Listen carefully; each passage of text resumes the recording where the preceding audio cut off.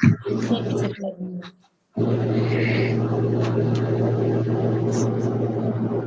ठीक है जी। ओके।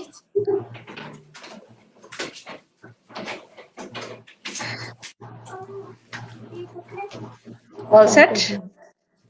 या अच्छा जी, अस्सलाम वालेकुम।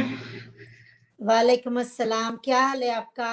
अल्हम्दुलिल्लाह, अल्लाह का करम। अच्छा जी जनाब, हमारे साथ आज चले थोड़े से लोग और भी आ जाएं, फिर स्टार्ट करते हैं, मजा आएगा। बिल्कुल और इंशाल्लाह बहुत मजा आने वाला है, बहुत मजेदार डॉक्टर्स भी, इंशाल्लाह। डॉक्टर जो हैं वो हमारे साथ आज बैठी हुई हैं। ये आपकी वो कहते हैं ना जरा नवाजी वो है, ऐसी कोई अरे बात क्या नहीं है। क्या बात करती हैं, ऐसे प्यारे प्यारे लोग हमारे प्लेटफॉर्म पे जो हैं वो मौजूद हैं, तो इसीलिए मुझे आया कि यार क्यों नहीं, let's make the most of the forum. क्यों नहीं हम लोग आके जो जो कुछ थोड़ा थोड़ा जानते हैं वो आके शेयर करें।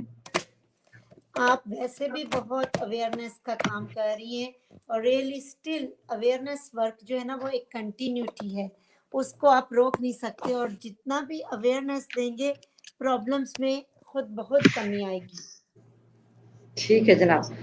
अच्छा, आज हमारे साथ डॉक्टर जरका शाहीन हमारे साथ लाइव हैं हमारे प्रोग्राम साल टॉक शो में। मैं आपको वेलकम करती हूँ पूरे हमारे एडमिन पैनल की तरफ से, पूरे सईदात के ग्रुप की तरफ से। और हम सब आप लोगों को आपको काफी अरसे से देख भी रहे थे, मगर मैं चाहती थी कि आपको एज गेस्ट स्पीकर भी बुलाऊं और बाकायदा आपको इंट्रोड्यूस करवाऊं ग्रुप में। तो अभी हमने साल टॉक शो के नाम से जो प्रोग्राम शुरू किया है, इसका मकसद अवेयरनेस का ही है, जिसमें मैं बेसिकली जितने भी रिनाउंड पर्सनालिटीज हैं या प्रोफेशनल लोग हैं या सेलिब्रिटीज हैं, या अगर सेलिब्रिटीज नहीं भी हैं, कुछ इस तरह के सोशल अवेयरनेस के इश्यूज हैं जो हम समझते हैं कि वो पब्लिकली डिस्कस होने चाहिए, तो उस तरह के इश्यूज भी मैं लेकर आ रही हूँ इंशाल्लाह ताला। अभी तक हमारे जो हैं 3 टॉक शोज ऑन एयर हो चुके हैं। एक जो है वो ब्रेस्ट कैंसर अवेयरनेस के हवाले से था, एक गायनी के हवाले से था, और एक प्लास्टिक सर्जरी और एस्थेटिक सर्जरी के हवाले से था। Today is the 4th episode of our ongoing program. तो जनाब हमारे साथ डॉक्टर जरका शाहीन हैं, वो हमारी सलीम अल्हम्दुलिल्लाह सलीम डॉक्टर सलीम। जरका सलीम है माशाल्लाह से। और हमारी वैसे बात हो चुकी है, मुझे अपने बारे में बता चुकी हैं, पर मैं चाहूंगी आज आप अपनी जुबानी सबको बताइए अपने बारे में, अपनी क्वालिफिकेशंस के बारे में। आपको यहाँ सऊदीया में कितना अरसा हो गया, आप कहाँ से बिलोंग करती हैं, यहाँ कहाँ का जगह पर आप काम कर चुकी हैं अभी तक, कितना आपका एक्सपीरियंस हो। Go ahead please. जी, मैं जैसे नाम तो आप सब पहले तो अस्सलाम वालेकुम सबको, और दूसरी बात ये कि बहुत शुक्रिया उम्मे इब्राहिम, आपने मुझे इस प्लेटफॉर्म में आके इस अवेयरनेस कैंपेन में मौका दिया ताकि मैं भी कुछ वेलफेयर का काम कर सकूं। Really I am thankful for that.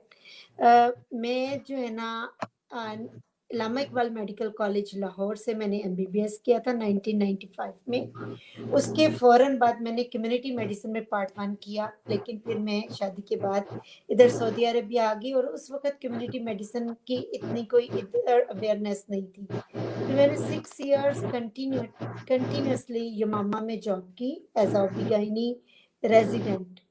उसके बाद फिर मैंने जॉइन किया किंग फहद मेडिकल सिटी।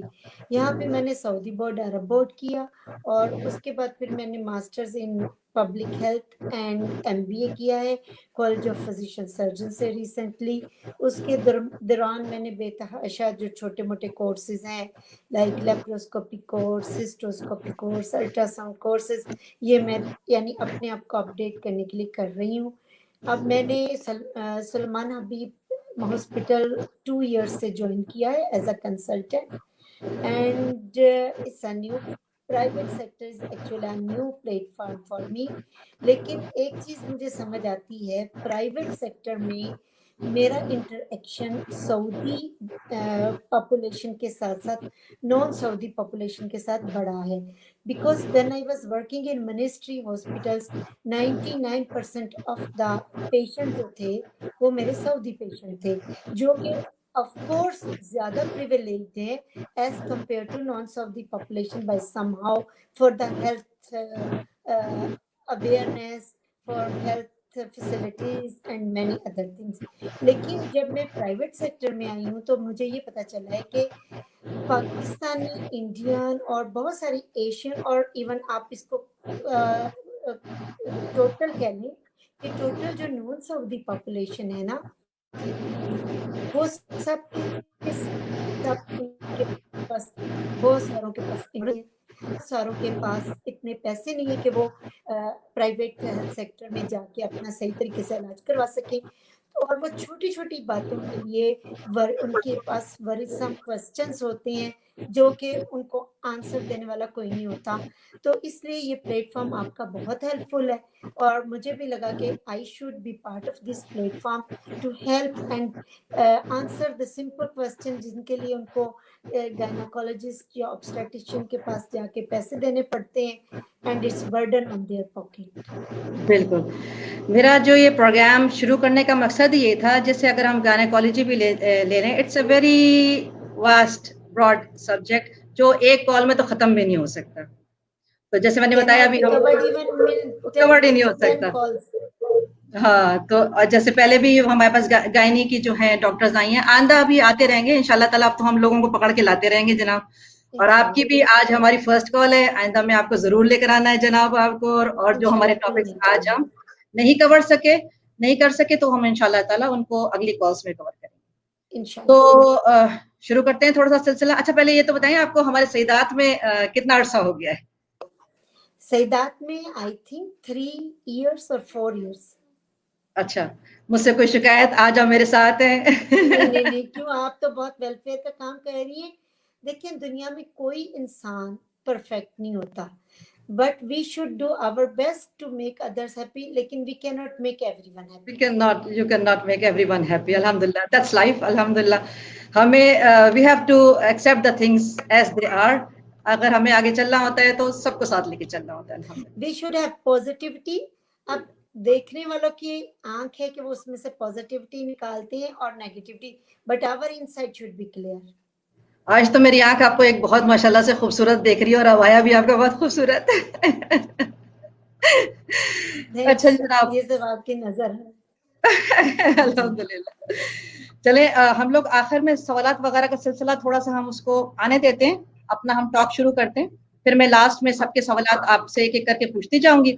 उसको आप छोड़ दें, उस पर आप नजर नहीं रखें, वो मेरा काम है, मैं आपको बताती जाऊंगी और हम इस तरह से करते जाएंगे। ठीक है जी? अच्छा, यहाँ से हम सिलसिला शुरू करते हैं। शादी के बाद पहला मसला प्रेगनेंसी शुरू होता है जनाब। ठीक है, तो अब आपके पास जो न्यू मम्स आती हैं, तो न्यू मम्स बनते हैं और वो जो नए नए कपल्स आते हैं, कुछ उनकी मजेदार बातें हैं जो आप एक्सपीरियंस करती हो वो शेयर करें, या पहले आप उनको क्या बताती हैं, या जैसे वो लोग यूरिन टेस्ट वगैरह अपने घर में भी, अब तो वो है आप जो है यूरिन टेस्ट का जो अपरेटस होता है आप घर में कर लेते हैं, वो थोड़ा सा बताइएगा किस हद तक वो सही होता है जी। कितने वीक्स के बाद, कितने वीक्स के बाद उनको अपने पीरियड्स के मिस होने के बाद कितने यानी वीक्स के बाद उनको करना चाहिए जो सही रिजल्ट आता है?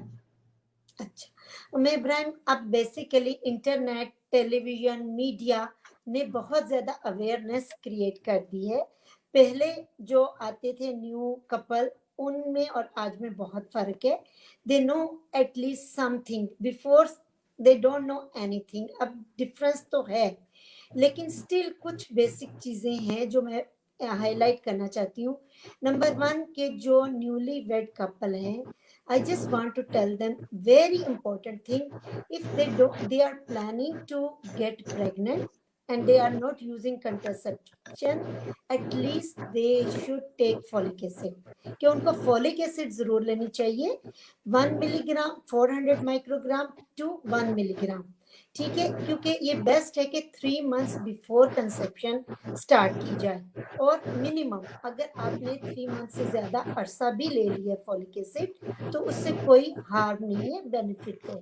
नंबर 1 बात। नंबर 2, अगर उनके पीरियड्स इरेगुलर हैं और वो परेशान है कि वो प्रेग्नेंट है कि नहीं, और उनका यूरिन प्रेगनेंसी टेस्ट नेगेटिव आता है, they should repeat it after 1 week. Okay, and if it is positive, I found it very sensitive. If it is positive, it never proved to be negative by blood test. लेकिन कभी ये होता है कि बहुत early pregnancy हो तो urine pregnancy test negative हो सकता है, लेकिन ब्लड में जो क्वांटिटेटिव जो नंबर वाला टेस्ट हम करते हैं वो पॉजिटिव आ जाता है। पहले तो प्रेगनेंसी टेस्ट को थोड़े सब्र से करना चाहिए, एटलीस्ट 5 डेज ओवरड्यू हो तो फिर प्रेगनेंसी टेस्ट करना चाहिए। इससे एक चीज का फायदा होता है कि एंजाइटी कम होती है, ठीक है। उस एंजाइटी को ओवरकम करने के लिए आई एडवाइस के better check your pregnancy test in urine at least जब 5 डेज ओवर हो जाए पीरियड से।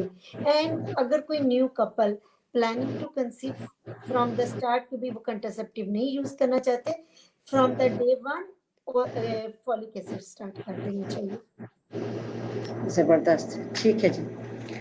अच्छा, ठीक है, ये भी आपने बताइए। अच्छा, ये बताइए जिस तरह से ये और कुछ इस तरह के कुछ वाकयात आप शेयर करना चाहेंगे, जिस तरह से ये न्यू कपल आपके पास आते हैं, कुछ इनके कुछ बातें वगैरह, कुछ मजेदार वाकयात वगैरह, कुछ इस तरह की चीजें जो शेयर करनी देखिए चाहिए। वो तो बहुत सारे मजेदार वाकयात हैं। कुछ तो ये भी इस तरीके से भी आते हैं कि वो प्रेग्नेंट नहीं होते और अपने आप को प्रेग्नेंट समझ रहे होते हैं, ठीक है। और कुछ ऐसे होते हैं कि उनको वाकई पता नहीं होता एंड दे आर प्रेग्नेंट।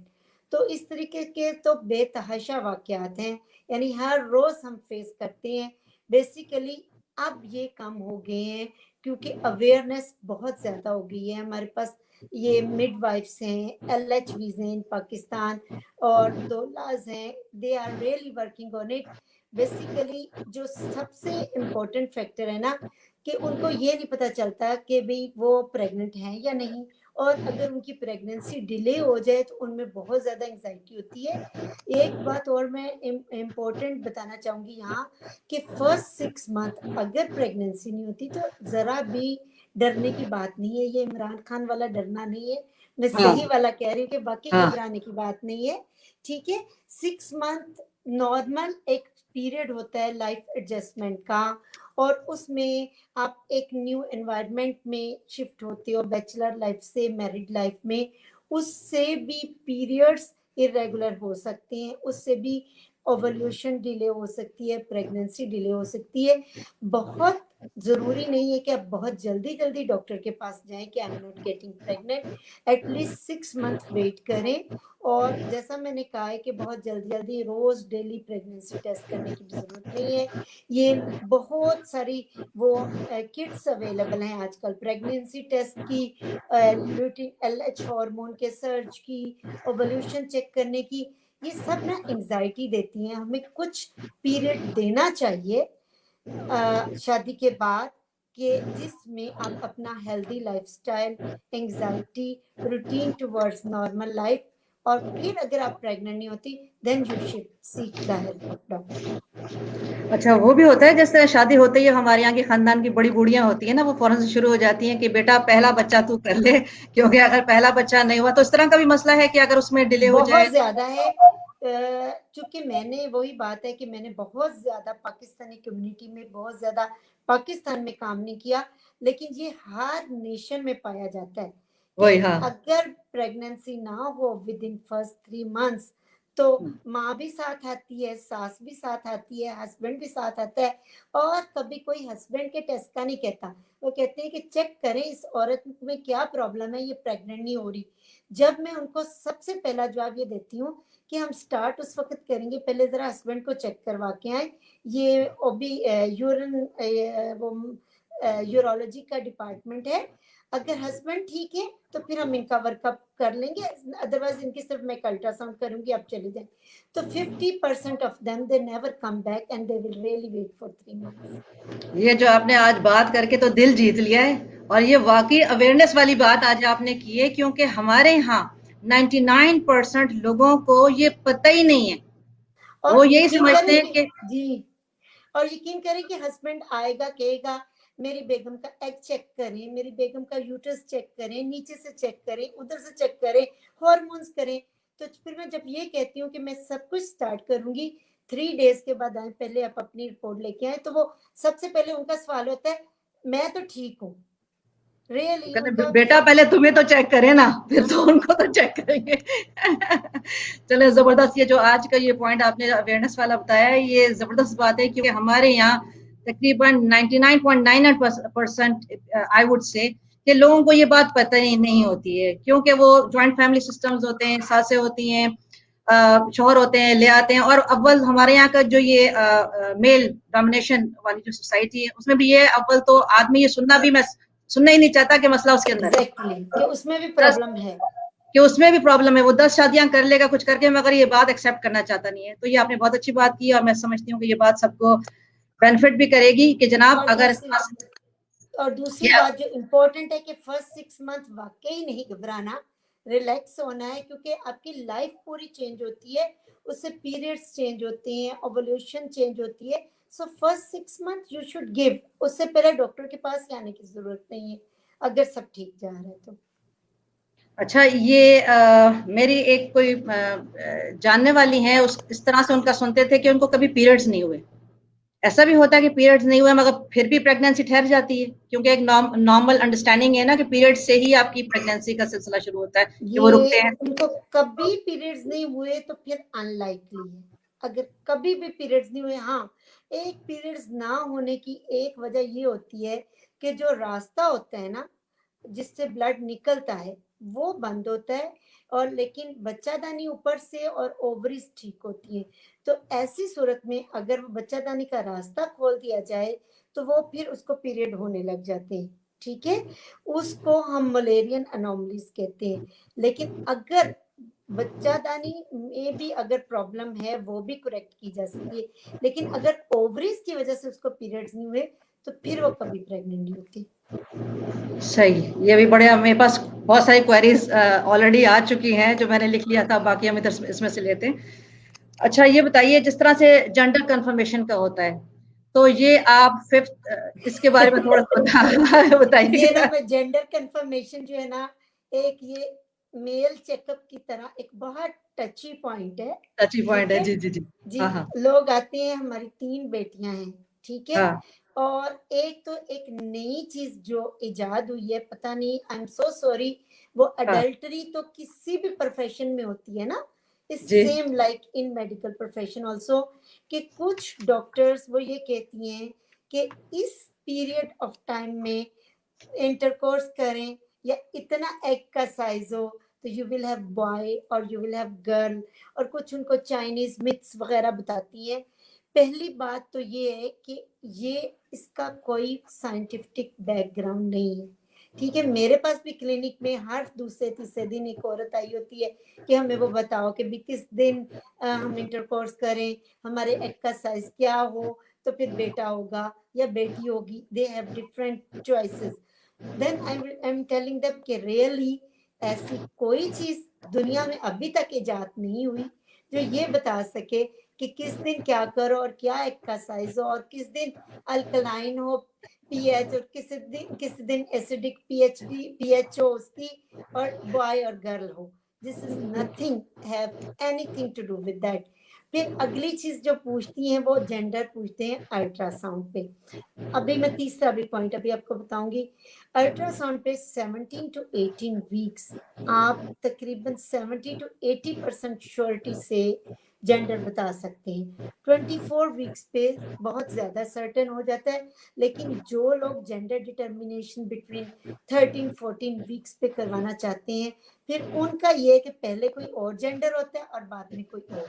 उनको सब्र करना चाहिए बच्चे की चीजें परचेज करने से पहले, एटलीस्ट टिल दे आर 24 और 26 वीक्स ऑफ प्रेगनेंट। उसमें भी अल्ट्रासाउंड में भी बहुत सारे फैक्टर्स हैं, कभी बेबी जो है वो इस पोजीशन में नहीं होता, कभी बहुत क्लियर नहीं नजर आ रहा होता, लेकिन जिनका नजर आ जाता है 60 to 70% at 17 weeks is clear most of the time, और रिमेनिंग अगर थोड़ा डाउट हो तो वो 24 वीक्स में क्लियर हो जाता है।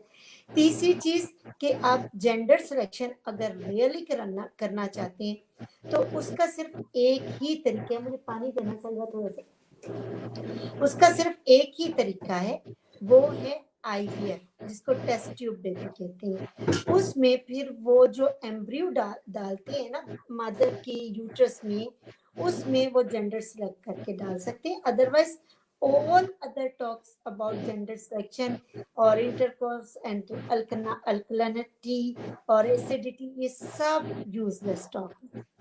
यानी पॉसिबल है, जेंडर सिलेक्शन पॉसिबल है, पॉसिबल है, लेकिन नॉर्मल नहीं, थ्रू IVF ओनली.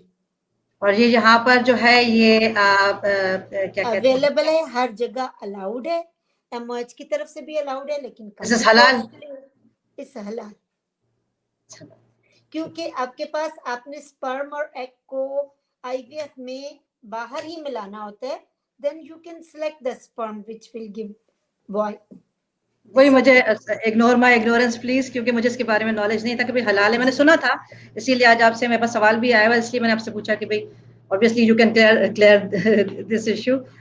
अच्छा, ये बताइए कि जहाँ ये प्रेगनेंसी वगैरह होती है, जब डिलीवरी का टाइम आ जाता है, तो उसमें हस्बैंड्स को अलाउड करते हैं या नहीं अलाउड करते हैं?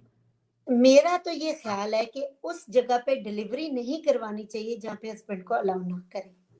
अच्छा, ठीक है, मैं बहुत स्ट्रांगली एडवोकेट करती हूँ हस्बैंड की presence at the time of delivery. वो डिलीवरीज बहुत आसान होती हैं जिसमें हस्बैंड साथ प्रेजेंट होते हैं, उनकी मोरल सपोर्ट होती है वाइफ के लिए, और बाज़-औक़ात डिसीजन मेकिंग में वो बहुत ज़्यादा हेल्पफुल होते हैं. ठीक है, और यहाँ पे 99.9% of the hospital in kingdom of Saudi Arabia, मुझे पाकिस्तान में भी काफ़ी हॉस्पिटल्स अलाउ करते हैं, they allow husband to be with her wife at the time of delivery throughout all process. तो इस तरह के हस्बैंड्स भी आते हैं जितना जो आपको जो प्रेग्नेंट औरत होती है डिलीवरी के टाइम पे उसको छोड़ के हस्बैंड को देखना पड़ता है, ऐसे भी आते हैं जो बेहोश हो जाते हैं? हाँ, बहुत कम परसेंटेज है. उसके लिए ना एजुकेशन बहुत इम्पोर्टेंट रोल प्ले करती है. जब वैसे तो अभी ये दौला भी बहुत ज्यादा अच्छा काम कर रही हैं, really they are working hard in case से, और out internationally they are working hard. इसके लिए एजुकेशन क्लासेस हैं, एजुकेशन वीडियोस हैं. यूजुअली मैं अपने पेशेंट्स को most of the time educational videos, जो कि उनको प्रेगनेंसी में एक्सरसाइजेस करनी होती हैं, जो उनके हस्बैंड भी उनके साथ ज्वाइन कर सकते हैं उन एक्सरसाइजेस में, प्लस के लेबर के पूरे प्रोसेस की पूरी डिस्क्रिमिनेशन में हस्बैंड एंड वाइफ दोनों को देती है, और बहुत सारे डॉक्टर्स देते हैं, सिर्फ मैं ही नहीं दे रही. आजकल ये रूटीन है और इसका बहुत बेनिफिट है. यकीन करें उम्मी इब्राहिम, मैंने बहुत डिलीवरीज कराई हैं मिनिस्ट्री में यमामा में आज से 16-17 साल पहले, जहाँ पे हस्बैंड अलाउड नहीं था, लेकिन अच्छा, मैंने really I found a big difference. हाँ, there is always a risk benefit pros and cons of everything. कुछ हस्बैंड्स प्रॉब्लमेटिक भी होते हैं, ठीक है, कुछ बेहोश भी हो जाते हैं, लेकिन बहुत कम परसेंटेज. अगर आप उनको प्रॉपर काउंसलिंग करें तो they are usually most of the time really beneficial. माशाल्लाह से.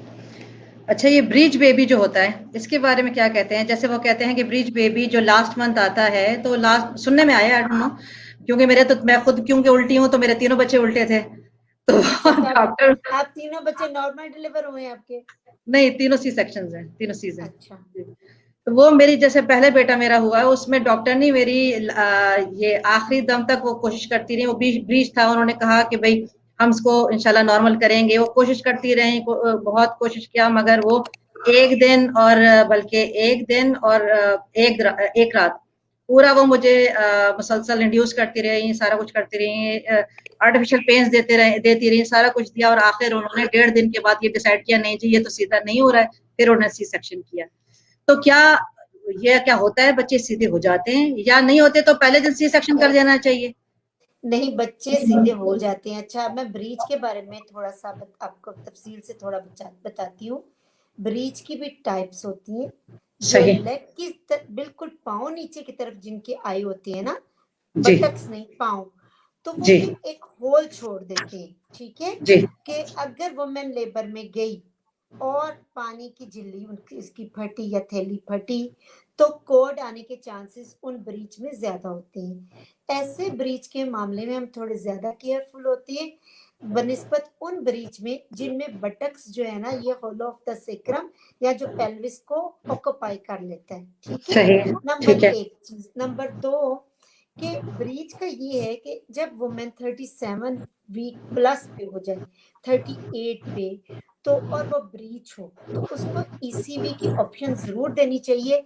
ईसीवी सर्टेन सिचुएशंस में हम नहीं करते कि जैसे उसके प्रीवियस सिजेरियन है, ठीक है, पहले उसमें भी कुछ लोग कर लेते हैं। मैं एक बात आपको बता दूं कि कोई चीज ऑब्स्टेटिक्स में खास तौर पे आप ये नहीं कह सकती कि hard and fast, can not be and must be, this is nothing, there is सही है, always room for alterations, there is always space to change the things, okay, but one thing is important कि safety margin mother और baby का कभी हाथ से ना जाने दे।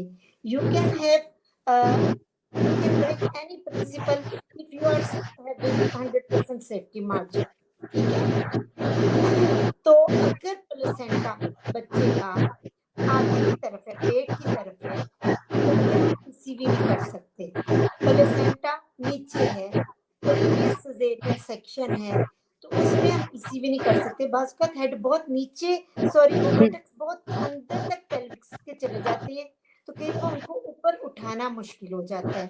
फिर ईसीवी के भी थोड़े से रिस्क हैं, वो हमें मदर को एक्सप्लेन करके उनसे कंसेंट लेना पड़ता है। और ईसीवी के बाद यूजुअली हम ये कोशिश करते हैं कि पेशेंट को हम डिस्चार्ज कर दें थोड़ी देर ऑब्जर्वेशन के बाद। और कभी कभी ये होता है कि बेबी दोबारा ब्रीच टर्न हो जाता है, ठीक है, एक होगी ये चीज। दूसरी चीज जो है कि कभी भी ब्रीच का caesarean section except footling breech, जिसके मैंने कहा कि पाँव नीचे की तरफ है, सही, कभी भी ब्रीच का सिजेरियन सेक्शन बुक करने में जल्दी नहीं करनी चाहिए। ठीक है, अगर बच्चे का वेट ठीक है, कोई रिस्क फैक्टर नहीं है, मदर डायबिटिक नहीं है, हाइपरटेंसिव नहीं है, ब्लड प्रेशर नहीं है, वाटर ठीक है, प्लेसेंटा सही काम कर रहा है, तो हमेशा ब्रीच का सिजेरियन सेक्शन 39 वीक के बाद या 40 वीक्स के बाद बुक करना चाहिए। मसलन अगर उसकी ईटीडी फॉर एग्जांपल 10 नवंबर है, तो आप कोशिश करें कि उसको 12 नवंबर को आप उसका सिजेरियन बुक करें, 2 दिन ऊपर ही दें। ठीक है, मैंने खुद ब्रीच टर्न होते देखे हैं ओआर में ले जाने से पहले। सही, इसलिए हर हॉस्पिटल का एक प्रोटोकॉल है कि अगर आप ब्रीच का सिजेरियन कर रहे हैं तो ओआर में रिकवरी रूम में उसकी पोजीशन चेक करें, some time really it turns. पिछले 2 हफ्ते पहले मैंने एक पेशेंट बुक की थी नीचे प्राइमी, हालांकि कहते हैं कि प्राइमियों का बीच ब्रीच टर्न नहीं होता, but it anything can happen really. अच्छा, और वो मेरे पास लेबर में आई, अर्ली लेबर में थी, 2 to 3 cm थी, और मैंने उसका सिजेरियन बुक किया। मैंने कहा मैं क्लिनिक खत्म करके आपका सिजेरियन करूंगी because OR was not available. थोड़ी ठीक देर है, के बाद 1 आवर के बाद मुझे मेरी स्पेशलिस्ट ने लेबर रूम से कॉल करके कहा कि अभी ये ब्रीच नहीं है, and then after that she deliver normally. तो लास्ट मोमेंट तक उसका सिजेरियन करने से के लिए वेट करना चाहिए। ओआर में ले जाने से पहले ओआर के कमरे के बाहर ब्रीच की पोजीशन कंफर्म करनी चाहिए। रियली ये होता है और ये रूटीन में होता है। अच्छा, ये एक इमरजेंसी क्वेश्चन मैं देख रही हूँ, तो बाकी अच्छा, मैं वैसे थोड़ा सा आपको यहाँ पर पॉज करूंगी। जो लोग सवालात भेज रहे हैं, मैं आपको ये माशाल्लाह से रिस्पांस बहुत अच्छी है और काफी सारे लोग आपको इस वक्त देख रहे हैं, तो मैं आप सबके सवाल जो है लूंगी। थोड़ा सा शांत होकर बैठिए, हम चाह रहे हैं कि थोड़ा सा पहले बता दें, जो बातें हैं वो डिस्कस कर लें, फिर आप सबको इंशाल्लाह ताला डॉक्टर साहिबा जो हैं अपना टाइम निकाल के आज हमारे साथ आई हैं, सबके जवाब देंगे।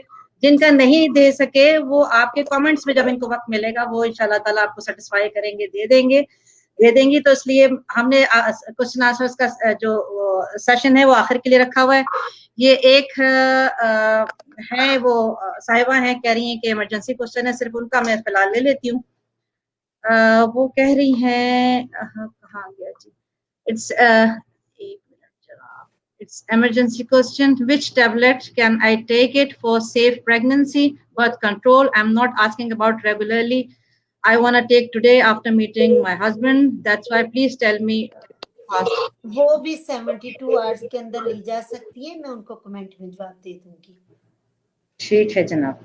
अच्छा, थोड़ा सा एपिड्यूरल के बारे में बताएं, जैसे एपिड्यूरल क्या ये लगाना जरूरी है या इसके लगाए बगैर भी यानी कोई मसला नहीं है? और दूसरा इसका प्रोज एंड कॉन्स बताइए कि आगे एज में, ओल्ड एज वगैरह में क्या इसके स्पाइन में प्रॉब्लम, इस तरह की चीजें शुरू हो जाती हैं क्या? इसके इस तरह के कुछ है प्रोज एंड कॉन्स जी वगैरह? उम्मे इब्राहिम, ये आपने बहुत इम्पोर्टेंट क्वेश्चन पूछा है। पहली नंबर वन बात के भी मुझे कोई ऐसी औरत बता दे जिसकी कमर में दर्द नहीं होती अबाउट आफ्टर एज ऑफ 35। मैंने तो कोई नहीं देखी। मुझे नहीं लगता कि कोई एक ऐसी वुमेन मेरे पास आई हो अच्छा, आफ्टर द एज ऑफ 35 जिसको बैक एक ना हो। वो और तो होती मेरा नहीं होती कहना, है। वो मेरा नहीं मेरी कहते तो, पूरे। वो क्या कहते हैं, वो मेरी तो सब कुछ ये थल्ले उत्ते सब कुछ खत्म है। तो सबने तो एपिड्यूरल नहीं ना लिया। हाँ, सही बात है। ठीक है ना बात इसके। ये आपने इतना इम्पोर्टेंट क्वेश्चन पूछा है। रियली आई रियली अप्रिशिएट कि मैं इसको बहुत एलेबोरेट वे से जवाब इसका बहुत तफसील से देना चाहूंगी। मैं आपको बताऊं कि जैसे दुनिया में इंसान मुख्तलिफ तरीके से हसास होते हैं ना, कि कुछ किसी चीज के लिए हसास होता है, कुछ किसी चीज के लिए हसास होता है, ऐसे ही इंसान पेन के लिए डिफरेंटली एक्ट करते हैं और सही। डिफरेंट वे से हसास होते हैं। ठीक है। कुछ पेशेंट आते हैं, उनको आप 10 कैनुला पास करें तो वो चुप करके आराम से लेटे होंगे। चले कुछ मेरे जैसे होंगे कि कैनुला पास शोर मचा। मुसीबत पास हो जाएगा, मैं तो ओआर से खुद भाग आती हूँ। अच्छा, ऐसे मजेदार वाकया मेरे साथ भी हुआ ना। ये जब मेरा पहला बेटा हुआ तो जी ये उन्होंने मुझे एपिड्यूरल दिया, ठीक है। जी अब वो बकायदा सेट वेट होके वो बैठ गए सामने, कपड़ा भी जो उन्होंने व्हाइट लगा दिया कि उस तरफ मैं ना देखूं। मैंने कहा ला इलाहा पढ़ लिया। मैंने कहा आज गई फातिमा। वो सीन ऐसा होता है ना कि आपको लम्हे तो याद आ रहे होते हैं, वो फर्स्ट व्हाइट टाइम कपड़ा ऑपरेशन रूम में और आपको फर्स्ट टाइम दिया। ऑपरेशन हो रहा है, इस तरीके का सीन ना। तो अब उन्होंने एपिड्यूरल दिया हुआ था मुझे, और वो कह रही हैं कि वो उन्होंने सी सेक्शन शुरू किया, काटा, और वो मुझे पूछ रही है कि तुम्हें दर्द हो रहा है नहीं हो रहा, क्योंकि वो ऑब्वियसली उसने अपना एपिड्यूरल अपना जो है वो मैं काम आपको करना। इंटरप्ट करूंगी यहाँ पे। सिजेरियन सेक्शन में हम एपिड्यूरल नहीं यूज करते यूजुअली। हम जो इलेक्टिव सिजेरियन होते हैं हम उनमें स्पाइनल एनेस्थीसिया देते हैं। स्पाइनल और एपिड्यूरल में बहुत ज्यादा फर्क है। जी जी जी, स्पाइनल स्पाइनल, सॉरी, उन्होंने वही जी वही दिया, बिल्कुल सही कह रही हैं। And thanks for correcting me. उन्होंने वही स्पाइनल जो है मुझे एनेस्थीसिया दिया, और वो मुझसे पूछ रही है वही जैसे कह रही है ना, कुछ लोग सेंसिटिव कैसे होते हैं, कुछ कैसे होते हैं। तो मेरा जैसा वेला बंदा जो है, उन्होंने जो है वो मुझे दे दिया था। मेरे स्पाइन में उन्होंने एनेस्थीसिया दिया, और वो मजे से पूछ रही है तुम्हें दर्द हो रहा है, और मैं चिल्ला रही हूँ। वो कह रही है, और हंस रही है मेरे मुंह पे ना सारी की सारी। मैंने कहा हाँ बहुत आपको दर्द दर्द हो रहा था कि प्रेशर फील हो रहा था, मुझे सच सच बताएं। वही कह रही हूँ कि वो हंस रही है, दोनों डॉक्टर्स मजे से मेरे साथ खड़ी हुई है, और खूब हम लोग तीनों शुगल भी कर रहे हैं। मैं हाय हाय मुझे बहुत दर्द हो रहा है। वो कह रही है शुगल मारी कर रही हो, तुम्हें लगा हुआ है, कुछ भी नहीं हो रहा, तुम आराम से बैठ। तो ऐसे तो होता। कुछ लोग जो है ना पेन किलर के बगैर भी डिलीवर होती है। अच्छा उम्मीद है, मैं आपको सीरियसली बताऊं, ये चॉइस ऑफ एनाल्जेसिया ये डॉक्टर की चॉइस नहीं है, ये सही, मदर की चॉइस है। ठीक है, सही ये बात। डॉक्टर से उनको पूछना ही नहीं चाहिए। देखिए हम पहले स्टार्ट करते हैं उनसे, उन्हें कहते हैं कि वो नाइट्रस ऑक्साइड ले। जब उनको दर्द ज्यादा होती है तो हम उनको ऑफर करते हैं कि आप एपिड्यूरल लेंगी या इंजेक्शन पैथेडीन लेंगी या जो भी नार्कोटिक इंजेक्शन हमारे पास अवेलेबल है वो लेंगी। तो ये पेशेंट के सब्र पे डिपेंड करता है, किसी चीज का भी बहुत ज्यादा नुकसान नहीं है। ऑफ कोर्स कोई चीज भी रिस्क के बगैर नहीं है, लेकिन वो हर डॉक्टर और लेबर रूम में जो स्टाफ होता है वो अवेयर होता है कि क्यों कौन सी चीज किस वक्त देनी है। जैसे एपिड्यूरल सबको नहीं लग सकता, सीवियर स्कोलियोसिस वालों को नहीं लग सकता, डिरेंजमेंट क्लॉटिंग फैक्टर्स वालों को नहीं लग सकता, रिसेंटली उन्होंने कोई एंटीकोगुलेंट लिया हो उसको नहीं लग सकता। इसी तरह ये जो पैथेडिन या नारकोटिक्स इंजेक्शन है ये भी सबको नहीं लग सकते। तो वो तो लेबर रूम वालों को या डॉक्टर्स को या ड्यूटी स्टाफ को पता होता है। ठीक है, वो रिस्क सही। फैक्टर वो आइडेंटिफाई कर लेती है। उसके बाद पेशेंट की अपनी चॉइस है। देखिए कुछ patient primaries particularly, really I am telling you, I am appreciating again the work of Dola. मेरे पास 5-6 वुमेन आई हैं डिलीवर करने के लिए। दोला ने उनको, दोला करते क्या है पहले, ये जो है ना सर्टेन ग्रुप ऑफ वुमेन्स है जो कि उनको pre pregnancy, during pregnancy and they prepare them कि भाई डिलीवरी क्या होती है, इनको मुख्तलिफ कोर्सेज कराते हैं, न्यूट्रिशन इनकी बताते हैं, वेट गेन कितना होता है बताते हैं, और इनको ये बताते हैं कि ये एक नेचुरल प्रोसेस है, birth is a natural process. वो उनको बार बार बार बार एजुकेट करते हैं, और यही हम भी कर रहे हैं आजकल, बार बार एजुकेट करते हैं कि birth is a natural process. ठीक है, दोनों तो आपको आजकल बहुत ज्यादा काम कर रही हैं, और इंशाल्लाह मेरा भी इरादा है मैं लेकर आऊंगी, कुछ जो है हमारे प्लेटफॉर्म में भी हैं उन सबको इंशाल्लाह ताला लेकर आएंगे। इंशाल्लाह, वाकई they are really marvellous work, they are doing marvellous work. तो मैंने प्राइमीज को रियली, जो दौलांस ने उनकी तरबियत की होती है ना, उनको सब्र के साथ किसी भी एनाल्जेसिया के बगैर भी डिलीवर होते देखा है, जो मेरे लिए एक बहुत बड़ी चीज थी। सही बात, क्योंकि सही। कुछ प्राइमरीज ऐसी आती हैं, उनको पहले वो कहती हैं हमें कुछ नहीं लेना, फिर हम उनको नारकोटिक देते हैं, फिर वो एपिड्यूरल लेती हैं। अब एपिड्यूरल का इफेक्ट क्या है लेबर पे, आपका ये क्वेश्चन है। जी मेरा जी। नहीं ख्याल कि लेबर पे कोई खास इफेक्ट है। हाँ, सेकेंड स्टेज थोड़ी प्रलोंग हो जाती है, हम उसमें ये करते हैं कि एपिड्यूरल यूजुअली हम सेकेंड स्टेज में थोड़ा कम कर देते हैं, रोक जी देते जी। हैं, क्योंकि वो कंटिन्यूस ड्रिप में जा रहा होता है जो हमारे कंट्रोल में है, और वो अच्छा सा पुश कर लेती हैं। If we will educate them कि कैसे आयरन बॉल, वो आयरन बार लेके या सिटिंग पोजीशन में आप वो, हाँ एक नुकसान जरूर है एपिड्यूरल का ट्रू, कि वो लेबर बहुत सारी पोजीशंस में नहीं कर सकती। Either they can do labour in sitting position और लिथोटमी पोजीशन, लेकिन जो एम्बुलेट करके या कुर्सी पे बैठ के लेबर का प्रोसेस करना चाहता है, उसके लिए फिर एपिड्यूरल थोड़ा सा हर्डल हो जाता है, क्योंकि एक एपिड्यूरल होता है विद एम्ब्यूलेशन, उसमें आपकी टांगे काम कर सकती हैं, आप एपिड्यूरल के साथ चल फिर भी सकते हैं। कभी कभी हम पेशेंट को वो भी ऑफर कर देते हैं। तो एपिड्यूरल मेरे ख्याल में तो इज अ गुड। बाज का जो पेशेंट खासतौर पे पेन नहीं टॉलरेट कर सकते, वो बेहतर होते हैं। इवन वी बैक जो बर्थ आफ्टर सीजर सेक्शन, उनका सक्सेस रेट एपिड्यूरल ग्रुप में ज्यादा देखा गया है बनिस्बत के वो जो दूसरा इंजेक्शन लेती हैं दर्द का। ठीक है। आई अच्छा, थिंक ये I give answer in detail. आपके साथ अगर तो इस मुझे ये लग रहा है आज इतना मजा आ रहा है, और मुझे तो लगता है आज पता नहीं हमारा कब तक जाता है। वैसे बेसिकली हमारा प्रोग्राम ये 1 घंटे आपकी का है। बड़ी बात है, जरा नवाजी है। इतने मजेदार यानी बातें करने में मजा आ गया, जैसे आज मुझे भी कुछ सीखने को मिल रहा है, लोगों को भी कुछ सीखने का, क्योंकि ये देखें एक तो एक डॉक्टर को पकड़ना भी मुश्किल बात है, फिर इतनी जो मैं आज वो सवालात कर रही हूँ, क्योंकि जो टेक्निकल बातें होती हैं वो तो ऑब्वियसली एक आप उसमें प्रेजेंटेशन में करते हैं, हमारी आम पब्लिक को वो समझ में भी नहीं आती है। अगर हम पूरा पावर पॉइंट पे प्रेजेंटेशन दे देते हैं उनको, जूम पे प्रेजेंटेशन, वो उन्होंने जिसे कहते हैं वो घास नहीं डालनी है उन्होंने। आम पब्लिक की तो बातें समझ में, टेक्निकल टर्म्स वो सब नहीं आ रही होती उनको। तो मैं आज आपसे वो सवालात कर रही हूँ जो इतने सालों से प्लेटफॉर्म चला रही हूँ, जो सवालात आ रहे हैं, जो मैं देख रही हूँ, तो आज आपसे जो है सवालात कर रही हूँ। इसको बंद कर दो। अच्छा, जी बताइए। पानी चाहिए, जूस चाहिए? नहीं नहीं नहीं नहीं, कुछ भी नहीं चाहिए। अच्छा, कुछ नहीं मैं अपनी चाहिए। बेटी से कुछ बात कर। अच्छा, ये बताइए ये नॉर्मल लेबर और एंटीनेटल फॉलोअप के बारे में थोड़ा सा। अच्छा, एंटीनेटल फॉलोअप जो है ना, वो इम्पोर्टेंट है, बहुत इम्पोर्टेंट है। लेकिन एक बात मैं फिर आपको बता दूं कि जिस दिन से ये दुनिया बनी है ना, प्रेगनेंसी और डिलीवरी हो रही है, जितना इसको इजी लेंगे, जितना इस प्रोसेस को आप नेचुरल रखेंगे, उतनी इजी डिलीवरी होगी। ठीक ठीक है, है। बहुत मैंने देखी हैं, सॉरी टू से, कि कहानियां, खास तौर पे पाकिस्तान में, प्रेग्नेंट हो गई हैं, पहली प्रेगनेंसी है, मैं बिस्तर से नहीं उठ सकती, मैं बस में नहीं जा सकती, मैं किचन में नहीं जा सकती, सीढ़ियों पे नहीं चढ़ क्योंकि सकती। सीढ़ियों पे नहीं चढ़ सकती। आई एग्री विद यू, बहुत कुछ देखा है, कपड़े नहीं मैं ऊंचे करके टांग सकती, really in my own family. तो बस मैं उस वक्त, तो जाहिर है आपने खामोश ही होना होता है। लेकिन प्रेगनेंसी को आप जितना नेचुरल रखें, जितना काम कर सकती हैं करें।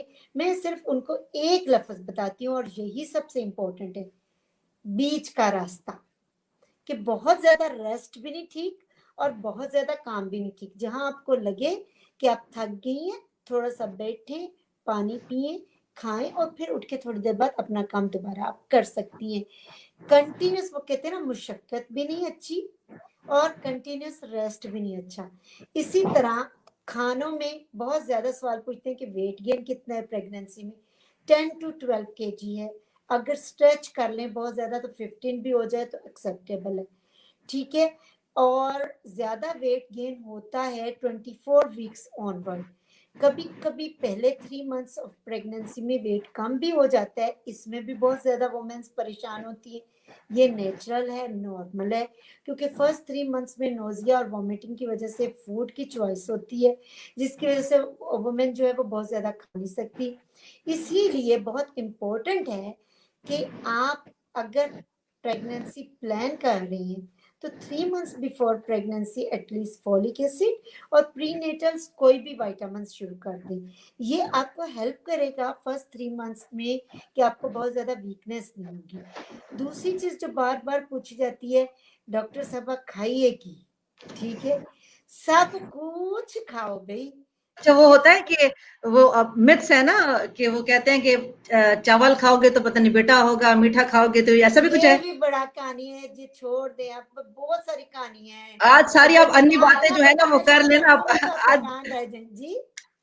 आज जितनी अन्य बातें हैं ना जो हमारी पब्लिक में तो यही सुनना चाहती है ना कि भाई उनमें सारी बातें और कुछ एक तो वो होता है ना हमारा दीन जो वाकई दीन है, एक वो दीन हो जो हमारी नानी दादी दादी का पढ़ाया हुआ एक अपना दीन भी होता है।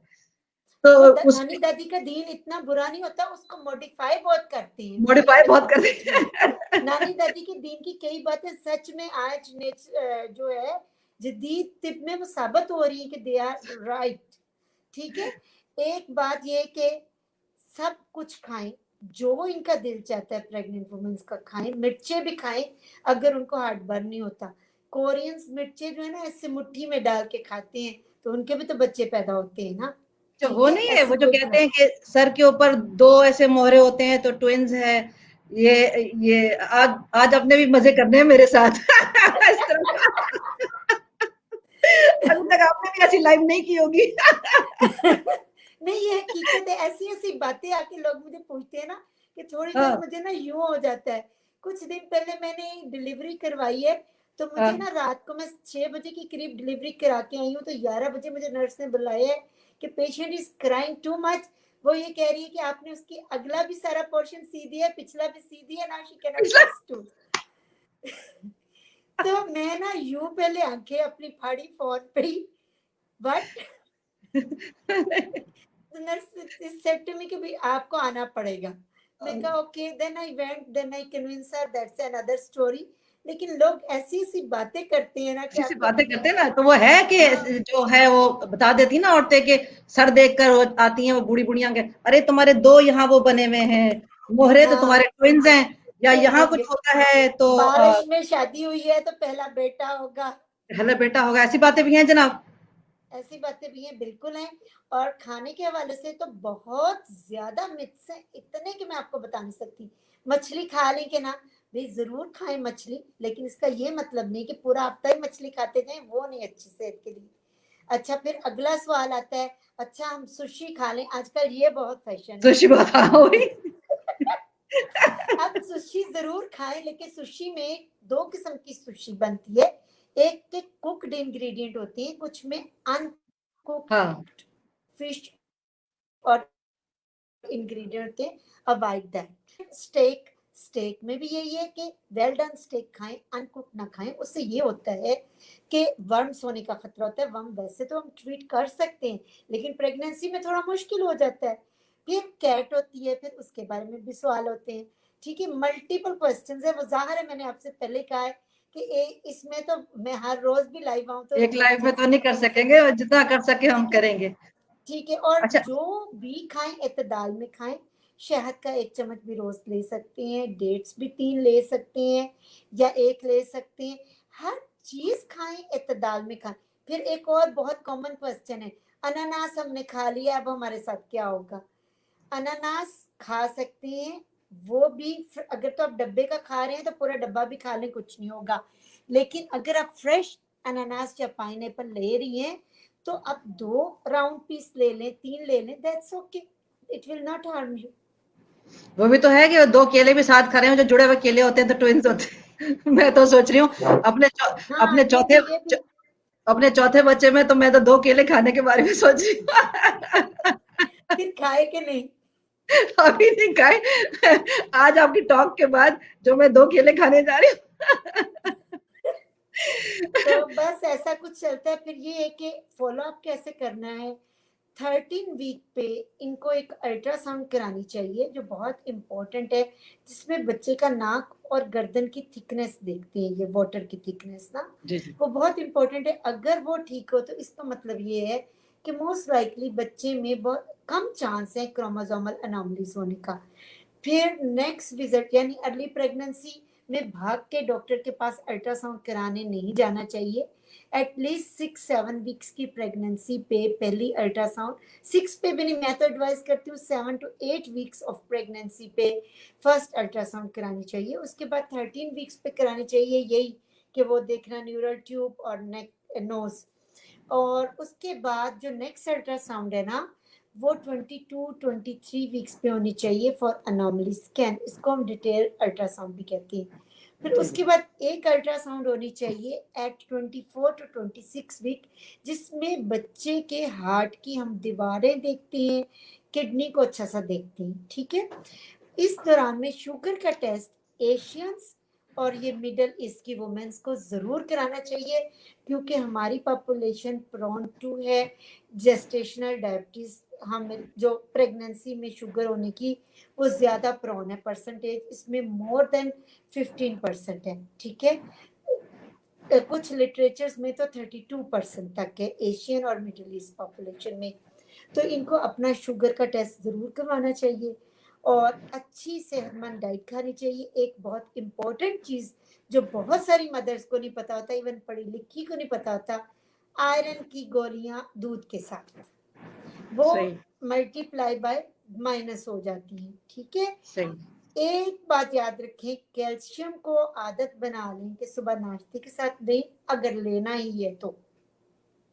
मल्टीविटामिन अगर लेनी है तो उसको लंच के वक्त लें, और आयरन की टेबलेट को आखिरी वक्त रात के सोने से पहले लें, क्योंकि अगर आपने आयरन की टेबलेट्स के साथ, कैप्सूल्स के साथ या किसी भी किस्म के आयरन के साथ 2 घंटे पहले या 2 घंटे बाद कोई भी मिल्क प्रोडक्ट, चीज या दूध या चाय या दही या कॉफी ली, तो वो आयरन अब्जॉर्ब नहीं होगा। इस वजह से भी बहुत कॉमन है अनीमिया हमारी पॉपुलेशन में भी और मिडिल ईस्ट की पॉपुलेशन में भी, क्योंकि ये बहुत ज्यादा कॉफी पीती हैं। आल्दो पाकिस्तान में तो पॉवर्टी की वजह से भी अनीमिया है, लेकिन यहाँ तो पॉवर्टी नहीं है ना, नहीं है।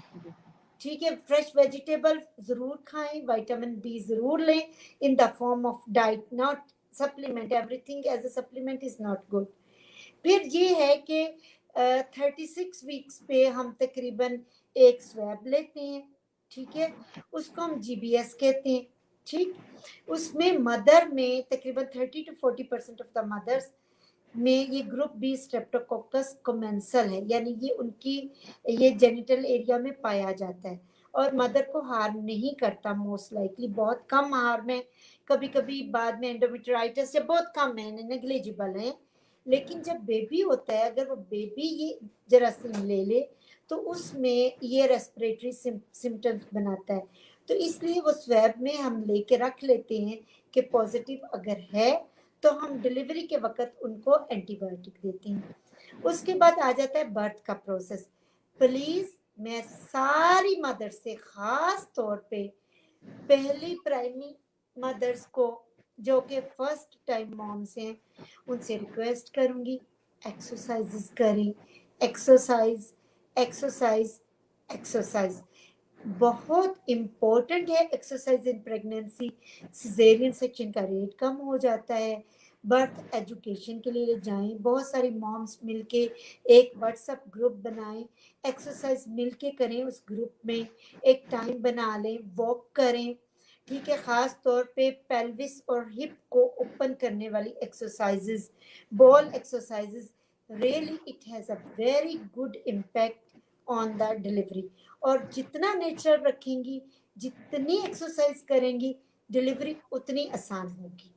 और तीसरी चीज ये कि जब आप एक्सरसाइज करते हैं तो बहुत सारी दर्दें वो एक्सरसाइज के दौरान ही निकल जाती हैं। मैं ना, अब जाहिर है मेरे पास है नहीं, मैं किसी डम्मी को या किसी नर्स को जिसको इतराज ना हो तो मैं उनसे वो सारी एक्सरसाइजेस करा के आपको मूवी क्लिप भेजूंगी ताकि आप वो शेयर करें। इट्स वेरी इंपॉर्टेंट, ठीक है। एक चीज, दूसरी चीज ये कि आजकल हमारी पाकिस्तानी कौम में तो ये इतनी बड़ी प्रॉब्लम नहीं है, लेकिन मिडिल ईस्ट कौम में ये बहुत ज्यादा है कि भी डिलीवरी के वक्त नीचे से काटे और उसको टाइट भी करें।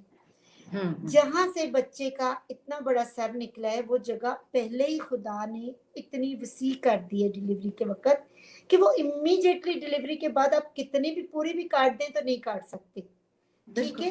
ये कंसेप्ट गलत है, नंबर एक। और आजकल जो लेटेस्ट कंसेप्ट है, जो लेटेस्ट रिसर्च ने प्रूव किया है, इवन प्राइमरीज को भी आप काटे बगैर डिलीवर करें। और मेरी यही कोशिश होती है कि मैं काटे बगैर डिलीवर करूं।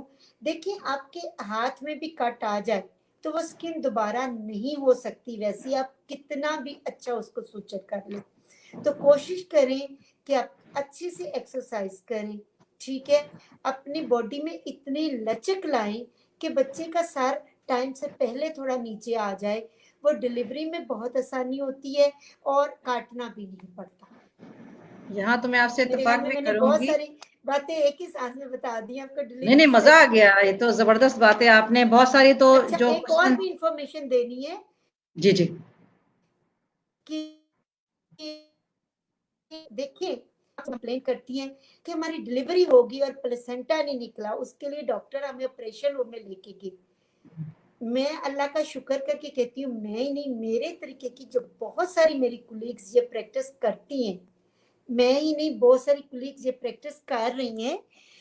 अगर डिलीवरी के फौरन बाद बेबी हेल्दी है तो इमीडिएटली मदर से कहें कि स्टार्ट ब्रेस्ट फीडिंग। हमें कोड काटने की जरूरत नहीं पड़ती, जरा सा वो ब्रेस्ट के करीब बेबी को लाती है ना, तो ये नेचर है, एक्ट ऑफ नेचर है कि इतना ज्यादा ऑक्सीटोसिन आता है कि प्लेसेंटा फौरन बाहर, ठीक है। और कोड को फौरन नहीं काटना चाहिए। कभी कभी किसी का डिले हो प्लेसेंटा तो मैं उसको यही कहती हूँ कि ब्रेस्ट फीड योर बेबी, और आ जाता है। अगर ब्लीडिंग नहीं हो रही तो फटाफट ओआर में ले जाके या मैनिपुलेट करके भी प्लेसेंटा निकालने की जरूरत नहीं होती। और इमीडिएटली कोड भी क्लैंप नहीं करनी होती क्योंकि अभी बच्चे को ब्लड जा रहा होता है। आप खुद पल्सेट कर सकती हैं, आपके हस्बैंड आपके साथ होते हैं वो पल्सेट कर सकते हैं। डिलीवरी क्या है, एक नेचुरल प्रोसेस है। Let the couple enjoy this process enjoy this, rather than to take the stress of it. बिल्कुल। जब कोड पल्सेट हो रही हो, स्टॉप हो, तो उस वक्त कोड क्लैंप करके कट करें। थोड़ा सा सब्र चाहिए हमारी डॉक्टर्स कम्युनिटी की तरफ से भी, और आजकल सब ही कर रहे हैं। मैंने देखा है कि मैं नहीं, तकरीबन सब ने ये प्रैक्टिस अडॉप्ट की है और इट्स गुड प्रैक्टिस। एक्चुअली मैंने भी बहुत कुछ सीखा है टाइम के साथ।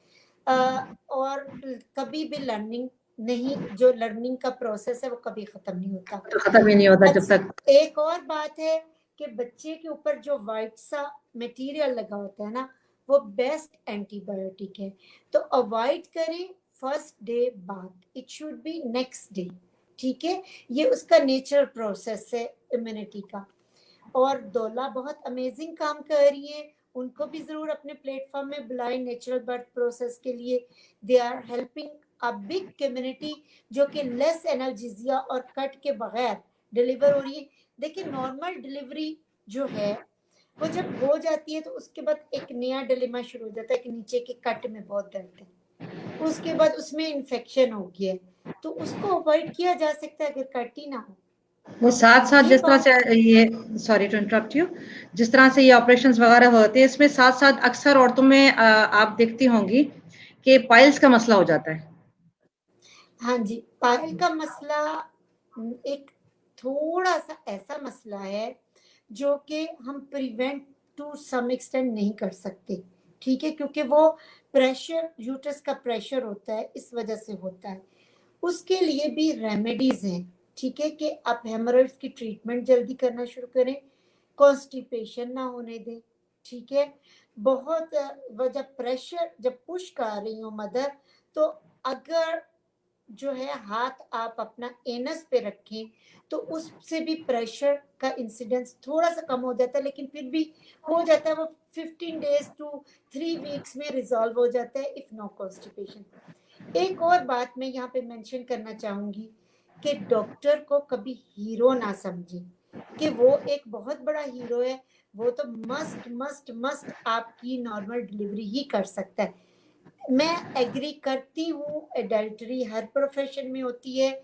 अब वो जो कहते हैं ना गेहूं के साथ वो क्या पिस जाता है, मुझे नहीं आ रहा याद, घुन घुन घुन पिस जाते घुन ना, भी, गेहूं घुन के साथ घुन भी जो पिस जाते हैं। पिस जाता है। तो अच्छे बुरे लोग हर प्रोफेशन में होते हैं, ठीक है। तो सिजेरियन सेक्शन जो है ना, another way of delivery है। बाज का situation we should go for natural birth, we should go for normal delivery, this should be our first choice and first choice। लेकिन बाजुकात नॉर्मल डिलीवरी जो है ना वो नहीं पॉसिबल होती, caesarean section is another way of delivery. उसकी examples हमारे पास हैं। मैं जब पाकिस्तान में थी तो मेरा पब्लिक सर्विस कमीशन हो गया था कम्युनिटी मेडिसिन में, जब मैंने पार्ट 1 किया था ना, तो लाहौर से दूर थी एक जगह 65 किलोमीटर मोरखुंडा, वहां पे दाइयां, अनट्रेंड दाइयां और एलएचवी की प्रैक्टिस बहुत स्ट्रांग थी। मेरे ख्याल में अभी भी पाकिस्तान के रूरल एरिया में ये बहुत ज्यादा प्रेवलेंट है। तो उनका ये होता था कि होनी ही डिलीवरी चाहिए, सिजेरियन तो हो ही नहीं सकता। तो हमारे पास यूट्राइन रप्चर, बच्चा दानी फटियां हुई, बच्चे लटक रहे, ठीक है, और 3-3 दिन से सर अटके हुए, ऐसे पेशेंट भी आते हैं। तो फिर इसी का दूसरा तरीका सिजेरियन है, ठीक है ना। जब आपको पता लग जाए कि ये किसी सूरत में बच्चा नहीं डिलीवर हो सकता, तो फिर आप सिजेरियन को कभी कभी अपनी डेस्टिनी समझ के भी एक्सेप्ट करें। और जाहिर है मैं एग्री करती हूँ, बहुत सारे डॉक्टर्स इंक्लूडिंग शायद मैं भी कभी ऐसा कर चुकी हूँ कि अनजस्टिफाइड स्टे सिजेरियन कर दिया हो। लेकिन बात ये है कि ऑब्स्टेट्रिक्स जो है ना बड़ी ही अनप्रेडिक्टेबल है, तो कभी कभी डॉक्टर जस्टिफाई भी कर रहा होता है लेकिन डिलीवरी हो जाती है। मैंने खुद देखा है कि एक पेशेंट को मैं ओआर में लेके गई हूँ, उसके बेबी की बिल्कुल हार्ट डाउन था, वेंटूज लगा रही हूँ, बेबी नहीं आ रहा, लेकिन ओआर में जाके वो डिलीवर होगी। तो थोड़ा सा मार्जिन डॉक्टर्स को भी देना चाहिए। नंबर 2 में जो बात एक और आपको इस पे हाईलाइट करना चाहती हूँ कि अब आप पूछ लें, मैं जो है ना बहुत ज्यादा बोल चुकी हूँ। नहीं, अच्छा मैं इस बात से भी अफ्रीका में आपने देखे कि अफ्रीका में चूंकि फैसिलिटीज नहीं अवेलेबल और वहां पे देर से जजमेंट होती है डिलीवरीज की, तो कितने फिस्टुलास बनती हैं। ये बात मैं पॉइंट आउट करना चाहती थी कि अगर 4-5-6 आवर्स बेबी इम्पैक्ट होके बच्चादानी खुलने के बाद भी नीचे नहीं आ रहा और फिर बहुत प्रोलॉन्ग लेबर हो गई है, तो सिजेरियन भी बहुत मुश्किल होता है सूरत में। सही बात है। अच्छा, ये इसी तरफ अगर आप आए गए हैं तो मैंने खैर बाद में रखा था सवाल, मगर क्योंकि हम उस तरफ आ गए तो मैं यही पूछ लेती हूँ आपसे। ये इन जैसे नर्सेज वगैरह होती हैं, अब अक्सर हॉस्पिटल्स में आपने देखा होगा कि नर्सेज जो नॉर्मल डिलीवरीज होती हैं वो नर्सेज ये कर लेती हैं, और जो डॉक्टर्स हैं वो बेसिकली जो है ऑपरेशन वगैरह सिजेरियंस जो हैं वो करती हैं। तो अब ये नर्सेज जो काम करती हैं, इनमें से ऑब्वियसली तमाम नर्सों की बात नहीं हो रही, एक जनरल बात हो रही है। जिस तरह से हम टीवी प्रोग्राम्स भी देखते हैं, अक्सर नर्सेज जो होती हैं वो पाकिस्तान में जाके अपने घरों में ही एक कमरा छोटा सा, उसमें बिस्तर डाल दिया और वो ड्रिप का लगा लिया, इंजेक्शन 4 रख लिए और बाकायदा ऑपरेशन करना शुरू हो जाती हैं, बाकायदा नॉर्मल डिलीवरीज करने लग जाती हैं। What do you think, how serious is this matter? क्योंकि इसमें तो कितने लोगों की वेरी सीरियस। देखिए, और देखें, लोग इनकी शिकायत भी नहीं करते, लोग इनकी शिकायत नहीं करते। वजह क्या होती है कि लाइसेंस्ड भी नहीं होते, इनके पास सर्टिफिकेट्स भी नहीं होते, डॉक्टर्स भी नहीं होते। मगर शिकायत इसलिए नहीं करते क्योंकि जो हमारी एक या तो गरीब आवाम है या वो लोग जो फाइनेंशियली स्टेबल नहीं है वो इनके पास जाते हैं। पॉवर्टी है, अवेयरनेस नहीं है, पॉवर्टी है। पॉवर्टी, इलिटरेसी, और ये 2 बहुत बड़े फैक्टर्स हैं। और तीसरा ये कि वो कैसे डॉक्टर के पास जाके अफोर्ड करेंगी। अफोर्ड नहीं कर पाकिस्तान में पाते। हेल्थ सिस्टम फुल्ली क्राउडेड है, 70% ऑन पॉकेट है, ठीक है। जी यानी जी, आप 30% इंश्योरेंस कवर नहीं करती है जी। को सिर्फ गवर्नमेंट प्रोवाइड कर रही है हेल्थ फैसिलिटीज, 70% ऑन पॉकेट है, तो 70% अफोर्डिंग तो नहीं है ना, और अफोर्डिंग ये नहीं बहुत ऑब्वियसली सीरियस मैटर है। जी मोस्ट कॉम्प्लिकेशंस जो है ना वो इन जगहों से आती हैं। मेरी अपनी कजन की डेथ हुई है रिसेंटली, वो 22 वीक्स प्रेग्नेंट थी, उसको कंजेनिटल मल्टीपल एनोमलीज थी, ना कि वो तमीज से किसी अस्पताल में जाती। ये लाहौर में एक कोई है, पता नहीं चपुर्जी के पास कोई, वो गई है LHV के पास, उन्होंने उसकी टर्मिनेशन की है। उसके बाद वो घर आई हैं, उनका पेट में दर्द थी, उनका जो है ना ब्लू कलर होना शुरू हो गया, हॉस्पिटल जाते जाते उनके रास्ते में डेथ हो गई। This happened in Lahore, but you R G talking how about how your serious is area. This? हाँ, पैसे तो बचा लेते हैं वो बेचारे, फाइनेंशियली भी सब कुछ है, प्रॉपर्टी, मगर अपनी जान से खेलने वाली बात है कि अगर आप ऐसे लोगों को अपनी जान अप्रोच से करते खेलने वाली हैं बात है।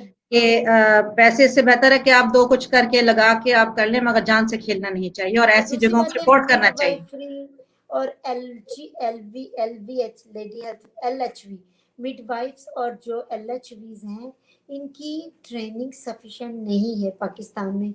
देखिए यूके में, पूरे अफ्रीका में सऊदीया में बहुत मिडवाइफ जगह बहुत अच्छी है मिडवाइफ्स माशाल्लाह डिलीवरी से। करवा रही हैं, लेकिन उनकी 4 इयर्स की कंप्लीट ट्रेनिंग होती है, और उसमें भी उनके पास बैकअप विसिनिटी में ये होता है कि they can reach to the doctor within 10 minutes. जिनके साथ जब भी वो कोई केस लेती हैं तो उनको अलर्ट करती हैं, we have simple case but it can turn into it's a low risk case, but if any complication you are alerted. लेकिन ये सिस्टम तो है ही नहीं पाकिस्तान में, जो मर्जी उठे जो मर्जी करे। मैंने एक LHV को पूछा कि तुम डिलीवरी कराती हो, पेशेंट को दर्द होती है तो क्या देती हो, उसने मुझे जो बताया तो my eyes were open like this. कहती है कि ज़ाइलोकेन देती हूँ, वो जो सुनकर अंदर इंजेक्शन नहीं होता बाजी, जी जी वो जी मैं जी। ओदे बटक ते ला दनी आ। वो सुन करने का इंजेक्शन है, वो तो कैसे, यानी वो लेबर पेन के लिए कैसे काम करेगा, और अगर वो वेन्स में चला जाए तो फिर क्या होगा, they will have cardiac arrhythmia and they can die on spot। तो ये लोगों को इस बारे में भी थोड़ा सा अवेयरनेस, आज मैंने ये इशू भी उठाया है कि भाई हम दोनों ने मिलकर ही उठाया है कि भाई आप थोड़ा सा पैसा बचाने के लिए अपनी जानों को खतरे में ना डालें। और मेरी और अगर बहन, आप पाकिस्तान में प्लान्ड प्रेगनेंसीज होती ही नहीं है ना, तो वो क्या पैसा बचाएं। और जो ज्यादा पुअर होते हैं उनकी फैमिली साइज बड़ी है। अगर आप कभी ये ना, एक वो कहते हैं कि आप टॉप से करेक्शन नहीं शुरू कर सकते, you should start correction always from the bottom. From the यानी आप बॉटम, यस पिरामिड को ले लें तो आप यहाँ ऊपर से नहीं करेक्शन कर सकती, आपको एग्जैक्टली। नीचे से ही करेक्शन करनी पड़ेगी। एजुकेशन, अवेयरनेस, उसके बाद family planning method availability. Pakistan में तो सास से पूछे बगैर आप फैमिली प्लानिंग की पिल्स नहीं ले सकती हो मेबरा, नहीं ले मैंने सकते, ऐसे भी लोग देखे हैं। तो व्हाट आई शुड से, वो तो जेंडर भी पूछ के रखवानी पड़ती है। चलें, अच्छा ये बताइए कि ये अच्छा प्री मेच्योर बर्थ पे थोड़ा सा कुछ कहना चाहेंगी? प्रीमेच्योर बर्थ भी एक फुल टॉपिक है। आप क्या अच्छा, पूछना चाहती हैं इस पे स्पेसिफिकली वो पूछ लें।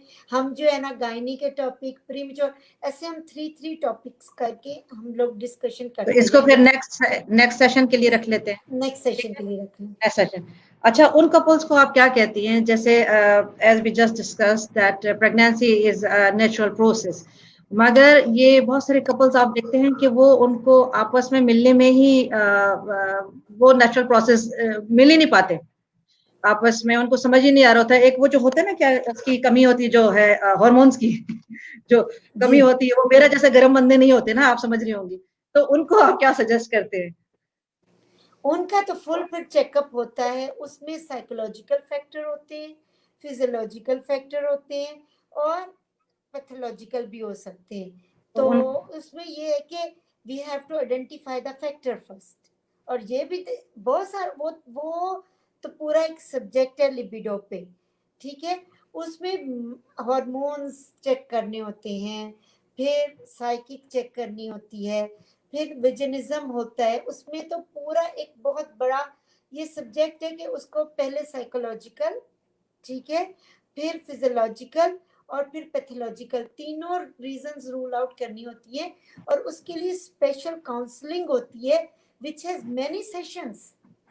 तो अगर वो फिर भी कुछ भी नहीं कर पाते, क्योंकि मैंने तो काफी ऐसे सीरियस मेरे अपने फैमिली में भी हैं, मेरा नहीं तो ऐसे ख्याल कि वो थ्रू प्रॉपर प्रोसेस से गुजरे हैं। अल्टीमेटली बहुत अच्छी सक्सेस रेट है, बहुत अच्छा इसमें सक्सेस रेट है, लेकिन इसमें ये है कि प्रॉपर फॉलो अप और पूरी आइडेंटिफिकेशन ऑफ द प्रॉब्लम होनी चाहिए। अदरवाइज आप उनको सिर्फ काउंसल करते रहें कि नहीं नहीं नहीं कुछ नहीं है, ये नहीं है, ये नहीं, ऐसे नहीं है। शायद कोई ऑर्गेनिक कॉज हो, वो तो आइडेंटिफाई करें। सही। और अच्छा, साइकोथेरेपी बहुत इंपॉर्टेंट है। वो ये भी एक बड़ा इम्पोर्टेंट है टॉपिक में भी, इसके लिए भी हम और लोग लोग जो ना साइकोथेरेपिस्ट के पास जाने को ये समझते हैं कि ये भी इनका अना का मसला है, हालांकि इन केसेस में psychotherapist really can play a big role. सही बात, सही बात। अच्छा, what does VBAC stands for? Vaginal birth after caesarean section. ठीक है, ये भी एक फुल टॉपिक है, लेकिन मैं इसके बारे में भी कुछ थोड़ा हाइलाइट्स सा बता कर देती हूँ। दीजिए। ठीक है, देखिए vaginal birth after caesarean section, दो किस्म के इसमें कैंडिडेट होते हैं कि जिनका जो पहली दफा प्रेग्नेंट होती है, डिलीवरी के वक्त उनका सिजेरियन हो जाता है, उनकी पहले कभी नॉर्मल डिलीवरी नहीं हुई होती। दूसरी वो कैंडिडेट्स होती हैं जिनकी पहले नॉर्मल डिलीवरी हो चुकी होती है और उसके बाद उनका सेकंड या थर्ड पे जाके सिजेरियन होता है। इन दोनों के आउटकम में जमीन आसमान का फर्क है। जिनकी पहले कभी नॉर्मल डिलीवरी नहीं हुई उनका आउटकम थोड़ा कम है, जिनकी पहले नॉर्मल डिलीवरी हो चुकी है उनका आउटकम बहुत बेहतर है। ठीक, फिर इस पे जो फैक्टर्स इफेक्ट करते हैं कि पहला सिजेरियन क्यों हुआ।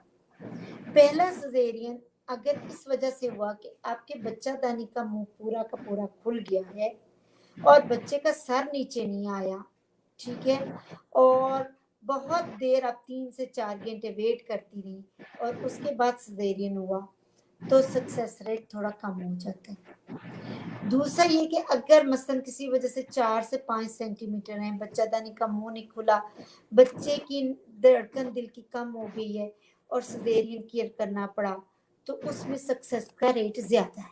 ठीक है, सिजेरियन ब्रीच की वजह से हुआ, सिजेरियन ट्विन की वजह से हुआ, तो उनमें सक्सेस का रेट ज्यादा है। ठीक है, और क्योंकि अगर बच्चादानी का मुंह पूरा खुला हो और बच्चा नीचे नहीं आ रहा, तो सेकंड टाइम भी ये रिपीट होने का चांस होता है। ठीक है, और इसके साथ साथ इंटरवल बिटवीन नॉर्मल डिलीवरी और सिजेरियन सेक्शन का कितना होना चाहिए, वी बैक का कितना होना चाहिए। एक और पॉइंट इसमें इंपॉर्टेंट है कि एक सिजेरियन के बाद आप नॉर्मल डिलीवरी चाह रही हैं कि 2 सिजेरियन के बाद नॉर्मल डिलीवरी चाह रही हैं। थर्ड के बाद तो अभी तक किसी आरसीओजी, ऑस्ट्रेलियन, न्यूजीलैंड एक और अभी तक कंसेंसस उस पे नहीं आया, वो क्या कह सिर्फ रही हैं? रिसर्च मेरे पर्पसेस के लिए। 3 सिजेरियंस मेरे हो चुके हैं, अब आगे के मेरी आप क्यों लाइन बंद करना चाह रही हैं? बस मेरे हो पर गई आप आपकी तो लाइन बंद, मेरे ख्याल में तो है बंद भी। ठीक है, अब आप सिजेरियन से ही डिलीवर होंगी। अच्छा, अब इसमें वी बैक में एक मसला ये कि सबसे इम्पोर्टेंट मसला ये है कि अगर आपका सिजेरियन आज हुआ है, तो अगर आपकी डिलीवरी 2 इयर्स के बाद है, इसका ये मतलब नहीं है कि प्रेगनेंसी 2 साल के बाद करनी चाहिए, डिलीवरी का टाइम 2 साल के बाद आना चाहिए। यानी you can conceive almost after 1.5 year. You understand my point कि यस, भाई ऑफ आप कोर्स। 1.5 साल के बाद कंसीव कर सकती हैं, डिलीवरी का टाइम जो है वो 2 साल के बाद आना चाहिए सिजेरियन के वक्त से। और एक जो इम्पोर्टेंट पॉइंट है इसमें कि कभी भी पुश ना करें कि मुझे वी बैक ही करानी है। वी बैक और नेचुरल बर्थ में बहुत फर्क है। नेचुरल बर्थ में हम एडवोकेट नहीं करते कि कंटिन्यूसली फीटल मॉनिटरिंग, सीटीजी जिसको कहते हैं, जो औरतें डिलीवर हो चुकी हैं उनको पता है सीटीजी क्या होती है, कि कंटिन्यूस सीटीजी करें। लेकिन वी बैक में हम कहते हैं कि मदर की कंटिन्यूस सीटीजी होनी चाहिए। वी बैक एक अच्छे सेंटर में एक अच्छे डॉक्टर के पास होनी चाहिए जिसमें बैकअप फैसिलिटीज हर चीज की मौजूद हो। ठीक है, और वी बैक के लिए जो एक और इम्पोर्टेंट पॉइंट है कि कैंडिडेट नॉर्मल हो, उसकी प्रीवियस हिस्ट्री जो है वो ये ना हो कि बच्चा आ गया था और बच्चे का शोल्डर नहीं आया, और ये पहला बच्चे की कहानी, दूसरा बच्चे की किसी वजह से सिजेरियन हो गया, तो तीसरा वो वी बैक चाहती है। तो ऐसे को मैं कहती हूँ कि ये तुम्हारी वी बैक सबसे ज्यादा खतरनाक वी बैक होगी। बहुत हमें केयर, रिफ्यूज नहीं करना, वही मैंने कहा ना, रिफ्यूज नहीं करना, लेकिन विजिलेंट हो जाना और उसको खींचना नहीं है, और ना ही पेशेंट को अपने आप को खींचना चाहिए कि नहीं नहीं नहीं मुझे तो बच्चा पैदा ही नॉर्मल करना है। ठीक है। दूसरी चीज, अगर औरत मोटी है जिसका BMI 30 से ज्यादा है तो उसका फेलियर रेट वी बैक का कम हो जाता है। अगर 40 है तो उसमें तो यूट्राइन रप्चर भी ज्यादा होते हैं, क्योंकि मास्क हो जाता है ना उसकी ओबेसिटी से हर चीज। ठीक है, सही हमें बात पता है, ही नहीं चल पाता। सही बात है। और इसके बाद एक और चीज भी जो इसमें काउंट करती है, बच्चे का वजन 4 किलो से ज्यादा। ठीक है, ये सारी चीजें वी बैक के सक्सेस को कम करती हैं। उसमें मैंने कहा है कि प्रीवियसली सिजेरियन क्यों हुआ, ये एक इम्पोर्टेंट पॉइंट है। माँ का वजन, माँ का कद छोटा, माँ का बेबी का वजन 4 किलो से ज्यादा, इन सारे केसेस में हम वी बैक को नहीं के, लेकिन हमारा सक्सेस जो रेट है वो कम हो गया। आजकल जो सिजेरियन सेक्शन कितने परसेंट में हो रहे हैं ये मुझे आप बताएं ना, आज आपका इम्तिहान लेते हैं। वो मेरे निके निके बाल है मेरे पर रहम करें। ये इस तरह चलिए का आपका आजकल थोड़ा वैसे सा बता। इस तरह का आजकल वैसे मैं देख रही हूँ, सुनने में भी बहुत ज्यादा आ रहा है। आई डोंट नो कि जिस तरह से हर चीज एक बिजनेस बन गया है ये वो मैं एग्री कर रही हूँ। पाकिस्तान में मेरे जो है जानने वालों ने मुझे कांटेक्ट किया है, और एन सिजेरियन टाइम पे मैंने उनके हॉस्पिटल चेंज किए। मेरी सिस्टर, रियल सिस्टर, उसकी फर्स्ट बेबी जो है ना पाकिस्तान में हुई थी, और मैंने उनको अपनी किसी, क्योंकि मैं बहुत अरसे से पाकिस्तान से बाहर हूँ, तो मैंने किसी के कहने पे उनको एक डॉक्टर रिकमेंड की। अपने किसी क्लास फेलो ने मुझे कहा कि ये डॉक्टर अच्छी है। मैंने कहा मैं बहुत अरसे से बाहर हूँ, मुझे तुम बता। उनके पास भेजा, मेरी बहन का वाटर ब्रेक हो चुका था। सही। तो थोड़ी सी देर के बाद, वाटर ब्रेक होने का भी एक पॉइंट है, really what to discuss and what not, we can or not to discuss whole discuss, night. और इतने सारे एक्चुअली बैठे हुए हैं जो वाटर सवालात ब्रेक भेजे जा रही हैं, भेजे जा रही हैं, 18 नाराज हो। आवर्स जी। इतने इतने सारी हैं जो सवालात भेजे जा रही हैं और कह रही हूँ मैं, इब्राहिम आप देख लें देख लें। मैं बता रही हूँ कि आपके सवाल देख रही तो हूँ मेरे मैं ख्याल थोड़ा में सा। नेक्स्ट सेशन कर लें। अच्छा, पहले सवालों का जवाब दे लेती है, और मेरे ना ख्याल से इन लोगों वी को थोड़ा सा बैक। शांत कर दें पहले, क्योंकि वो सवालात पूछ रही है और हमें बेसब्री हो इब्राहिम, रही। मेरी बात सुन ले। हम ऐसा क्यों ना करें कि हम वी बैक, ये जो वजाइनल बर्थ आफ्टर सिजेरियन, और rupture water back before labour start, ये भी बहुत कंसर्न है लोगों का। जी जी। प्री टर्म बर्थ, ठीक है, इसको हम नेक्स्ट सेशन में कर लेते हैं, और उससे अगले सेशन में हम इनफर्टिलिटी की और एबनॉर्मल ब्लीडिंग की बात करेंगे। What do you think? नहीं सही है। और ये बाकी वो पिकोस वगैरह के भी इस तरह की चीजें भी आ रही हैं, तो ये तो एक in itself they are topics जो आप या हाँ, मैं आपको ना टॉपिक्स की लिस्ट और अपने डेज भेज दूंगी, यू कैन शेयर, तो फिर हम लाइव टॉक इन रूटीन करते जाएंगे। चले थोड़े से अभी आप सवालात क्वेश्चंस करें। थोड़े से जी, सवालात वगैरह जो हैं वो हम वो भी ले लेते हैं, क्योंकि बच्चियां अपनी जो है नाराज हो रही हैं। नहीं मैं अपनी बच्चियों को नाराज नहीं कर सकती, फिर बच्चियों तो के कोई नाराज फायदा ही नहीं है। कोई फायदा ही नहीं है ना। अच्छा, अच्छा जनाब, today what's the topic जनाब। अच्छा जी, कहाँ गई आवाज। अच्छा जी, कहाँ है? Hello doctor Zarka, I am Sobia, your patient, just delivered with you. I would like to thank you all by my heart for being my doctor, for your kindness, for your love and affection, everything you did for me.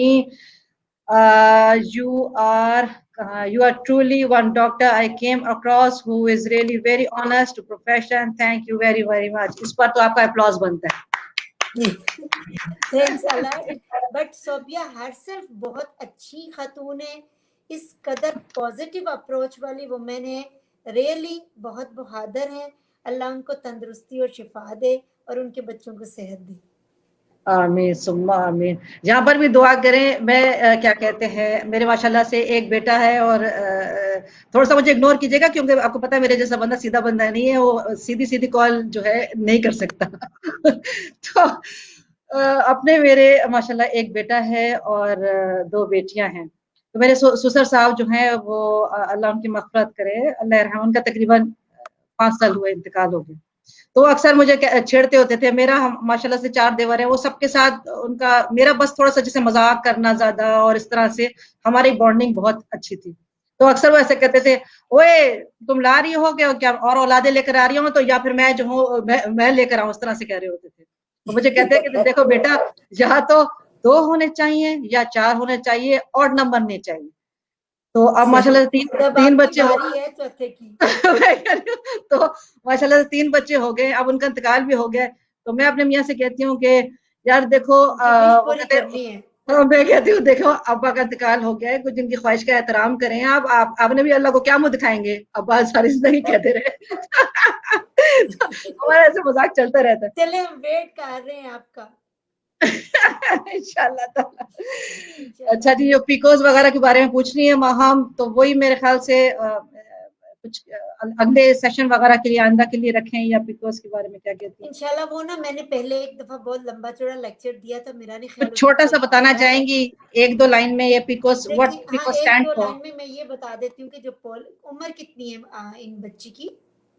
Maham ने अपनी as तो बताई नहीं है। आप एक general बीच की as ले लें। अच्छा, जनरल ये मैं बता देती हूँ कि बेटा जो पीसीओएस है ना, ये बेसिकली ये भी जैसे प्रेगनेंसी एक बहुत बड़ी बीमारी नहीं है, इसी तरह पीसीओएस भी एक बहुत बड़ी बीमारी नहीं है। इसमें लाइफस्टाइल चेंज करके आप बहुत सारी चीजों को ओवरकम कर सकते हो। पीसीओएस में ये होता क्या है कि जैसे 2 ओवरीज है ना, ये आप ये इमेजिन करें, हर महीने इससे 2 अंडे निकलने होते हैं या 3 अंडे निकलने होते हैं। ठीक है, अंडों का साइज 2.5 सेंटीमीटर तक यूजुअली चला जाता है। लेकिन पीसीओएस में होता ये है बच्चों कि उसमें 20 से ज्यादा अंडे छोटे छोटे छोटे छोटे होके निकलना शुरू हो जाते हैं। तो जो अंडों का होल होता है ना, उससे बहुत सारे हार्मोन्स निकलते हैं। ठीक है, उस हार्मोन से जब ज्यादा होल होंगे तो ज्यादा हार्मोन्स निकलेंगे। ठीक है, उससे होता क्या है कि हमारे पास इंटरनल हार्मोन या जिस्म के हार्मोन्स की एनवायरनमेंट डिस्टर्ब हो जाती है। Basically which come first I don't know. कुछ लोग कहते हैं ओबेसिटी पहले पीसीओएस लाती है, कुछ लोग कहते हैं पीसीओएस ओबेसिटी लाती है। लेकिन नई जनरेशन में तो थिन थिन गर्ल्स को 35 किलो की गर्ल्स होंगी और पीसीओएस और बाल और पीरियड्स नहीं 4 महीने आए तो पीसीओएस की पूरी पिक्चर ही चेंज होगी है न्यू स्पेक्ट्रम में। और सबसे बड़ी जो मजे की बात है कि पीसीओएस को अवॉइड करना चाहिए ट्रीट करने से 21 इयर्स ऑफ एज से पहले, अनटिल अनलेस कि बहुत ज्यादा ही मेंस्ट्रुअल इरेगुलरिटीज है। ठीक है, ठीक है। अच्छा, एक हिना है, वो कह रही है whenever I take glucophage feel vomit, headache and nausea, I am trying to conceive from last 3 years.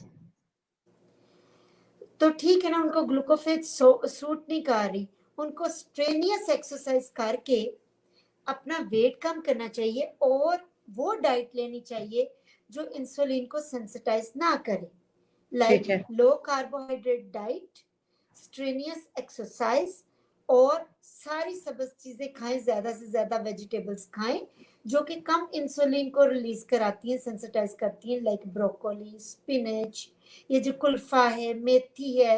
हम कितना पाकिस्तान में खाते थे, यहाँ तो बस चिकन पे ही गुजारे ज्यादा होते हैं। ज्यादा तो गुजारा है। चिकन भी खाएं, चिकन भी मना नहीं है, लेकिन हर चीज में अगेन एतदाल कर लें। तो उसके साथ ये भी है, सिनामन बहुत अच्छा है, ये भी एक टोटका है।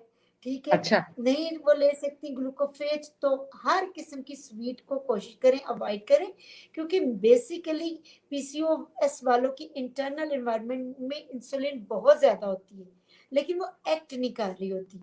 तो बस फिर मेडिसिन से और रात को जल्द सोएं। ठीक है, क्योंकि सर्काडियन रिदम पूरे हार्मोन्स का डिस्टर्ब होता है अगर आप पूरी रात जाग रही हैं और फजर के बाद सो रही हैं। तो अपनी लाइफ को थोड़ा बैलेंस करें, ठीक है, एक्सरसाइज करें, वेट रिड्यूस करें, then you can conceive even without glucophage, inshallah. ये इस पे ये मरियम बूटी वगैरह के बारे में जो मशहूर है, क्या ये भी कंसीव करने में काम ये करती भी है? मिथ है, मुझे इसकी समझ ही नहीं आती। कुछ तो मरियम बूटी को कंसेप्शन के लिए लेते हैं, कुछ डिलीवरी के लिए लेते हैं, उसको पानी के गिलास में डाल देते हैं, वो कहते हैं जू जू ये फूल रही है, तू सर्विक्स खुल रही है। So it's all myth. I don't know the logic behind it. वही, क्योंकि आए ये सारे क्वेश्चंस तो मैंने सब आज रखे हुए थे अपने दिमाग में कुछ लोग करके है ना मेरे पास सऊदी औरतें, मुझे नहीं पता, लेकिन मैंने उनमें एक चीज का देखा है, हिजामा। हिजामे ऐसा जरूर फर्क पड़ता है। देखिए हिजामा पे भी मुझसे अक्सर क्वेश्चन पूछे जाते हैं, करा लें, किससे कराएं मुझे नहीं पता, मैंने अभी तक नहीं कराया, लेकिन फ्यूचर में सोच रही हूँ मैं भी कराऊं, क्योंकि ये तिब्ब नबवी का हिस्सा है। इब्न लेकिन नबी है। हिजामा की कोई कंट्रा इंडिकेशन नहीं, you can do and go for hijama any time anywhere. बिल्कुल। और कुछ सऊदी औरतें आती हैं, वो मुझे नहीं पता एक लफ्ज यूज करती है कुछ हिंदी, वो खा के आती है, तो मैंने देखे कि उनके पीसीओएस कम हुई होती है। अभी मैं Really, इसका I noticed अपने this. 4th डिलीवरी में इसका ख्याल रखूंगी मैं। चलो ठीक है, कुछ हिंदी पता नहीं क्या उसको बस तो कहते हैं, हिंदी वो मैंने अभी तक उसकी भी शक्ल नहीं देखी, वैसे नहीं मैं देखी। आऊंगी ना, लाऊंगी, पियूंगी, पिलाऊंगी भी। आपके पास है कुछ हिंदी? हमारे घर में सारी जितनी भी अरब चीजें आप बोल रहे हैं कि सब की सब मौजूद है इंशाल्लाह ताला। तो जब मैं लेकिन अभी वाकई कुछ हिंदी से फर्क पड़ता है, जैसे जो कह रही है ना ग्लूकोफेज नहीं खा सकती, तो जी कुछ जी, हिंदी ट्राई करके देख लें, मुझे नहीं पता क्या है, एट देयर ऑन रिस्क। वैसे वो आम टोटके वगैरह हैं, जैसे वो बच्चियां वगैरह जो अभी न्यू मम्स वगैरह हैं उनके लिए, कि जो अब एक्सपीरियंस मम्स हो चुकी हैं, कि भाई आखिरी महीनों में आप वो है जैसे कहते हैं ना, तेल पीना शुरू कर दो, बटर ज्यादा खाना शुरू कर दो, उससे भी थोड़ा सा आपकी जो फर्क पड़ता है, डिलीवरी आसान हो जाती है। मुझे नहीं, आई डोंट बिलीव दिस। अच्छा, exercise plays a big role, और आपका आयरन लेवल ना हो, ताकत हो पट्टों में, जिस्म में लचक हो, ये बहुत बड़ा इसका रोल है। अच्छा, I got married in 217 and I have PCOS. My weight is 59. My reports are fine, but doc said to reduce weight. वही वाली बात होगी इनकी. But I don't wanna take medicines. Whenever I take medicine, I feel low. Exercise, diet, इसलिए I don't go to the hospital because I hate medicines. इनके लिए कुछ कह सकती हैं आप? बता रहे Suggest me हैं अभी something. थोड़ी देर पहले। बस Suggest me something. एक्सरसाइज, अच्छी सी डाइट खाएं, अपनी मर्जी की, जल्दी सोएं, हेल्दी लाइफस्टाइल, और एक और चीज बहुत इंपॉर्टेंट है, nuts, almond and this walnut plays a great role, ठीक है, इन अच्छा, पीसीओएस रिडक्शन, ये खाएं, सही, और एग्स बनने में ठीक है. Nuts How have to a cope? Great role. Inshallah ta'ala. How to cope with loss of appetite due to constant nausea and strong sense of smell? In early pregnancy और जी, when? इन्होंने वो mention नहीं okay, किया. most likely looks like they are asking about early pregnancy, right? जी, for every pregnancy. General Hopefully. यानी generally कि for nausea और smell वगैरह के लिए कुछ. अच्छा, नोजिया, अर्ली प्रेगनेंसी, इसके लिए भी 2-3 चीजें इंपॉर्टेंट है। नंबर 1 जो इम्पोर्टेंट है ना, कि सब तकरीबन 70% ऑफ द मदर्स ये क्या करती हैं, जब सुबह उठती हैं तो सबसे पहले उठ के पानी, पहले 2 घंटे, ये 1 बजे सो के उठे, 3 बजे उठे, 7 बजे उठे, जितने बजे भी कभी भी सो के उठे, पहले 2 आवर्स या 2 घंटे इनको लिक्विड्स अवॉइड करने चाहिए, ड्राई चीजें खानी चाहिए। अगर इससे भी नोजिया सेटल नहीं होता तो विटामिन B6 की टेबलेट्स ले लेनी चाहिए। अगर इससे भी रोज नोजिया सेट नहीं होता तो रात को सोते वक्त, आखिरी वक्त जब आप सुन के रिटायर हो रही है सोने के लिए, यू आर क्लोजिंग लाइट, आप उल्टी की गोली ले लें, और सुबह जी, उठ के पहले 2 घंटे कोई लिक्विड नहीं लेना, सिर्फ ड्राई टोस्ट लेना है, क्रोजियन का टुकड़ा ले लेना है, रोटी का टुकड़ा ले लेना है, जिंजर बिस्किट ले लें, फर्स्ट 2 आवर्स विटामिन B6 लें। उसके बाद जो है आप ग्रेजुअली वाटर पीना शुरू करें, और अगर आपको दोपहर के खाने तक फिर नोजिया बहुत शदीद हो रहा है तो फिर आप आधी गोली दोबारा खा सकती हैं, बनिस्बत ये कि आप नोजिया की वजह से मुसलसल अपने खाने को खत्म कर दें। और तीसरी चीज जो इम्पोर्टेंट है इस सब्जेक्ट में, never eat 3 meals, go for 10 to 20 meals. अगर आप एक वक्त में रोटी खाती है ना तो अपनी रोटी को क्वार्टर खा के टेबल पे छोड़ जाए। घंटे के बाद दाएं चलती फिरती आधी रोटी चौथाई रोटी दोबारा खाएं। फिर जाए थोड़ा सा टीवी देखें, रिलैक्स हो, लेटे, फिर आके खाएं। 2 घंटों से 1.5 घंटे में अगर आप एक रोटी खाएंगी, 2-3 घंटों में चावलों की एक प्लेट खाएंगी, वो आपको इतना दिल नहीं उससे घबराएगा जो आप यकदम खा लेंगी। फर्स्ट 3 मंथ्स में कभी 3 मील ना लें, मल्टीपल मील्स लें, जो आपका दिल चाहे वो खाएं, उससे नौजिया रिड्यूस हो जाता है। जज़ाकल्लाह खैर। अच्छा, ये है, please read my message. I am Sobia, doctor Zarka patient recently delivered with her, I would like to thanks. ये तो मैंने पढ़ लिया है ना जी, अच्छा। She is really wonderful lady. आप कौन सी हॉस्पिटल में है? तखस्सुसी में है, सलमान अल हबीब जी, तखस्सुसी ब्रांच में है ना। अच्छा, हाउ टू कोप ये भी बता दिया। अच्छा, खतीजा पूछ रही है, इट्स इमरजेंसी, ये तो मैंने आपको पूछ लिया था ना जी। अच्छा जनाब, please save video after live session. खतीजा, ये सेव्ड रहेगी याली जो हमारे लाइव सेशंस हैं, क्योंकि ऑब्वियसली सारे इंफॉर्मेटिव हैं और इतना टाइम निकाल के हम भी बैठे हैं, जो हमारे साथ गेस्ट आते हैं वो भी बैठे होते हैं, तो ये इंशाल्लाह ताला सेव्ड रहेंगे, आप जब चाहें बाद में देख सकती हैं। और अगर आप चाहेंगी तो मैं इसका क्वेश्चंस का आंसर भी दूंगी जो रह जाएंगी। हाँ, ये डॉक्टर साहिबा जो हैं, जब इंशाल्लाह ताला बड़ी मुश्किल से आज तो पकड़ी गई हैं, यहाँ से जब जाएंगी कुछ रोटी शोटी खा के, पानी पी के, जब इनको वक्त मिलेगा तो आपके, आज नहीं तो जब भी इनको टाइम मिलेगा, आपके सवालों के जवाब इंशाल्लाह ताला जरूर आपको देंगे। पता है मेरे पास लेबर रूम में एक पेशेंट था और हाँ, वो तकरीबन 7:40 पे डिलीवर हुआ है और मेरे सांस में सांस आया। मैंने कहा आई कमिट मिस, आपके साथ टुडे कमिटमेंट है सेशन मेरी। जी, तो देखें, अल्लाह जब आपकी नीयत साफ होती है ना, अल्लाह नियत सबक बना साहब, ही देता है। बिल्कुल बिल्कुल।